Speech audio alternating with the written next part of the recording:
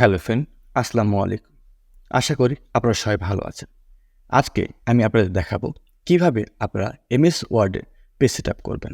আপনারা যদি আমার এই ভিডিওটি শুরু থেকে শেষ পর্যন্ত দেখেন, তাহলে আর কোনোদিন মাইক্রোসফট ওয়ার্ডের পেজ সেটআপ নিয়ে চিন্তা করতে হবে না। চলুন আপনারা কিভাবে পেজ সেটআপ করবেন তা আপনাদেরকে দেখাই। আপনারা যখন নতুন কোনো ওয়ার্ড ডকুমেন্ট ওপেন করবেন, তখন আপনাদের সামনে ঠিক এই ধরনের একটা ইন্টারফেস চলে আসবে। আপনারা এই যে মেনু বার দেখতে পাচ্ছেন, এই যে মেনু বারে এই যে লেআউট রয়েছে, এখানে ক্লিক করবেন। এরপরে এই যে পেজ সেটআপ রয়েছে, আপনি কর্নারে এসে এটা ক্লিক করবেন। তাহলে দেখুন আপনাদের সামনে পেজ সেটআপ নামে একটি পপআপ চলে আসবে। আপনারা এই পেজ সেটআপের মূল 3টে অংশ দেখতে পাচ্ছেন। 1 মার্জিন, 2 পেপার, 3 লেআউট। আমি প্রথমে আপনাদের দেখাবো মার্জিন। মার্জিনের আন্ডারে রয়েছে অনেকগুলো অপশন। প্রথমে রয়েছে মার্জিন। এই মার্জিন জিনিসটা কি? মার্জিনটা হচ্ছে আপনার পেজের ডানে, বামে, উপরে এবং নিচে কিছু অংশ রেখে পেজ সেট আপ করাই হচ্ছে মার্জিন। তো এই মার্জিনে আপনি কতটুকু অংশ রাখবেন, টপে, লেফটে, বটনে, রাইটে, তা আপনার দেওয়া আছে। আপনি চাইলে এখানে 0.5 রাখতে পারেন,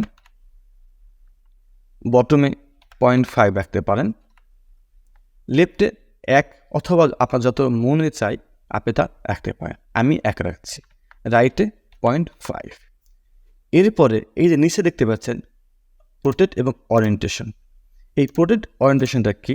আপনি এই যে প্রিভিউটা দেখতে পাচ্ছেন, আপনি যদি এখানে ক্লিক করেন তাহলে প্রিভিউ পরিবর্তন হচ্ছে। এই প্রোটেক্ট জিনিসটা হচ্ছে আপনার পেজটা লম্বালম্বিভাবে থাকবে, আর ল্যান্ডস্কেপটা হচ্ছে আড়াআড়িভাবে। আপনি যদি আপনার পেজকে আড়াআড়িভাবে চান তাহলে আপনি ল্যান্ডস্কেপে রাখবেন। আমি আমার পেজকে প্রোটেক্ট মানে লম্বভাবে চাচ্ছি, তাই আমি প্রোটেক্ট রাখলাম। এরপরে রয়েছে পেজেস। পেজেসটা কি? Multiple pages. আপনি যদি এখানে ক্লিক করেন তাহলে দেখতে পাচ্ছেন mirror margin, 2 page per sheet. আমি সচরাচর নর্মালি রাখি। এরপর দেখতে পাচ্ছেন সর্বশেষ অ্যাপ্লাই টু। এই অ্যাপ্লাই টুকেই আপনি যদি অ্যাপ্লাই টু ক্লিক করেন তাহলে দেখতে পাচ্ছেন 2টি সেন্টেন্স রয়েছে। 1 whole document, 2 this point forward. Whole document মানে আপনার এই ডকুমেন্টে যতগুলো পেজ রয়েছে সবগুলোই আপনি যেভাবে পেজ সেট আপ করেছেন সেটা হয়ে যাবে।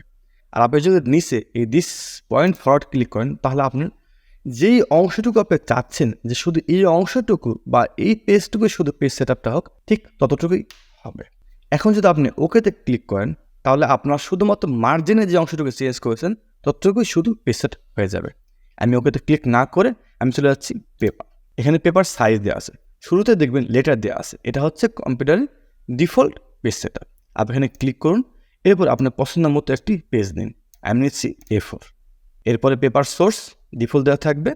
আপনি এরপরে যাবেন লেআউট। এই লেআউটটাও আপনার তেমন কাজে লাগে না, তবু জেনে রাখার জন্য বলছি। Section start. সেকশন স্টার্ট হচ্ছে আপনি যতবার পেজ নেবেন ততবার সেমভাবে আসবে। আপনি যেখানে ক্লিক করেন তাহলে দেখবেন continuous, new column, new page, even page, odd page. আপনি সর্বদা নিউ পেজে রাখবেন। এরপর হচ্ছে হেডার ফুটার। আমি আপনাদের অন্য একটা ভিডিওতে কীভাবে হেডার এবং ফুটার দেবেন তা আপনার দেখাবো। এখানে আপনারা হেডার এবং ফুটার বিষয়ে যদি বলি তাহলে আবার বুঝতে পারবেন না। জাস্ট অল্প একটু ধারণা দেওয়ার জন্য বলছে। সেটা হচ্ছে হেডারে 0.5 এবং ফুটারে 0.5 স্পেস রাখছেন। আপনার এটা ভার্টিক্যাল অ্যালাইনমেন্ট। ভার্টিক্যাল অ্যালাইনমেন্ট যদি আপনি ক্লিক করেন তাহলে দেখছেন টপ, সেন্টার, জাস্টিফাই, বটন। আপনি সবসময় টপে দিয়ে রাখবেন। এরপরে আপনি যদি এই ওকেতে ক্লিক করেন, দেখুন আপনার একটা পেজ সেট আপ হয়ে গেল।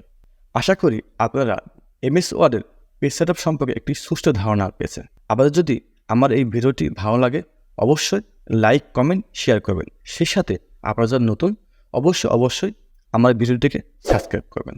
আজ এ পর্যন্ত। ভালো থাকবেন, সুস্থ থাকবেন। আসসালামু আলাইকুম।